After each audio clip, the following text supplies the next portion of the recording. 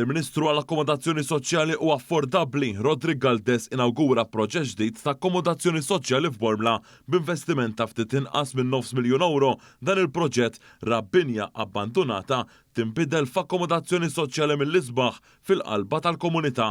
Il-Ministru spjega x-xogħol estensiv li kellu jsir biex din ġiet irranġata waqt li wkoll ittella sular ġdid biex inħolqu 3 appartamenti ġodda għal familji li jeħtieġu l-appoġġ. L-Awtorità djar mhux biss qiegħda tibni appartamenti ġodda imma għandna skop ewlieni wkoll li dawk il-binjiet antiki abbandonati ta' importanza storika nerġgħu nagħtuhom il-ħajja mill-ġdid u anke nrodduhom lura lill-komunità. Hawnhekk ġewwa Bormla din id-dar żgħira wkoll irranġajnija f'numru ta' appartamenti biex bekk binja li tmur lura sa żmien il-kavallieri issa qed tiġi riabilitata għal skop soċjali u ħadd tkompli tiżdied mal-istok ta' djar li ser ikollha l-Awtorità djar.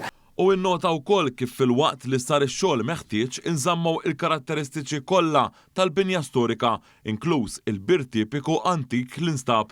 Dan il-proġett li sar b'kollaborazzjoni bejn l-Awtorità tad-Djar u l-Housing Maintenance and Embellishment Limited se joffri kwalità ta' ħajja aħjar lil benefiċjarji. Il-Ministru qal li l-proġett intlaqa tajjeb ferm mir-residenti tal-lokal hekk kif illum minn binja abbandonata ingħatat ħajja ġdida b'estetika mill-isbaħ u ban soċjali mill-aktar importanti. Dan hu biss wieħed minn sensiela ta' proġetti simili u anke ferm akbar li jixdu il-ħidma bla waqfien li qiegħda titwettaq bi spazji bħal dawn jiġu trasformati f'asti nazzjonali li jkunu ta' ġid għas-soċjetà kollha.